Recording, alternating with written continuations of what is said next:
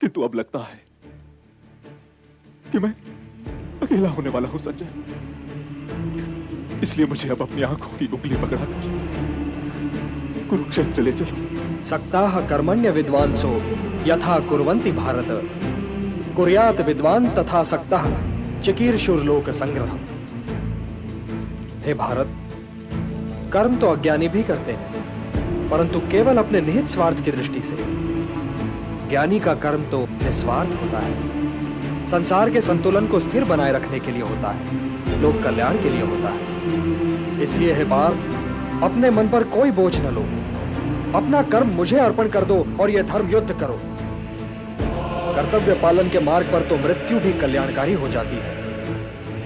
यदि पितामह, गुरुजनों और सगे संबंधियों का तुम्हें वध भी करना पड़े, यदि वे वीर गति को प्राप्त हुए तो उनकी मृत्यु कल्याणकारी हो जाएगी, और यदि तुम वीर गति को प्राप्त हुए तो तुम्हारी मृत्यु भी। इसलिए हे पार्थ, युद्ध करो, क्योंकि धर्म का मार्ग पाप का मार्ग नहीं हो सकता। पाप की बात निकलाई है तो ये बताइए कृष्ण कि कभी कभी मनुष्य पाप करने के लिए इतना विवश क्यों हो जाता है? उसे कौन विवश करता है? उसे विवश करती है उसकी वासना, उसे विवश करता है उसका निहित स्वार्थ, उससे पाप करवाता है उसका क्रोध, उसका मोह। जैसे धुआं अग्नि को ढक देता है, या धूल दर्पण को, या झिल्ली गर्भ को, वैसे ही ज्ञान को ढक देते हैं काम, मोह और वासना।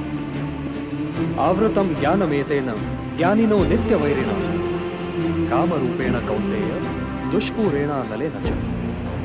काम और मोह की अग्नि ज्ञान को नष्ट कर देती है, और इसीलिए ज्ञानी की वैरी है। हे कौन्तेय, अग्नि को स्वच्छ बनाओ, दर्पण को परिशुद्ध करो, और अपनी इंद्रियों को सौम्य बनाकर ज्ञान और विवेक के नाशकों का वध करो। इंद्रियाणि पराण्याहुः इंद्रियेभ्यः परम मनः, मनसस्तु परा बुद्धिः यो बुद्धेः परतस्तु सः। हे पार्थ, जड़ पदार्थ से इंद्रियां श्रेष्ठ है, और इंद्रियों से श्रेष्ठ है मन, मन से श्रेष्ठतर है बुद्धि, और बुद्धि से भी श्रेष्ठ है आत्मा।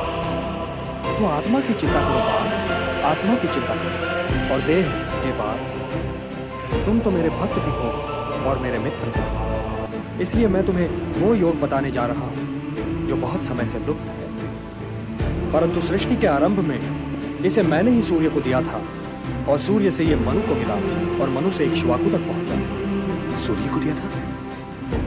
परंतु ये केशव, आपने आधुनिक काल में जन्म लिया है और सूर्य देव प्राचीन है, तो मैं ये कैसे मान लूं कि सृष्टि के आरंभ में ही आपने ये योग सूर्य देव को दिया होगा?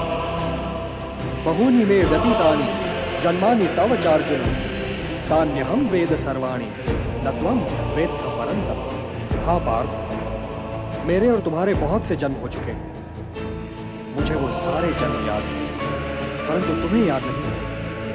हे परंतप, वैसे तो मैं अजन्मा हूं, अविनाशी हूं और समस्त प्राणियों का स्वामी हूं, परंतु मैं अपनी प्रकृति को अधीन करके अपनी ही योग माया से प्रकट होता रहता हूं।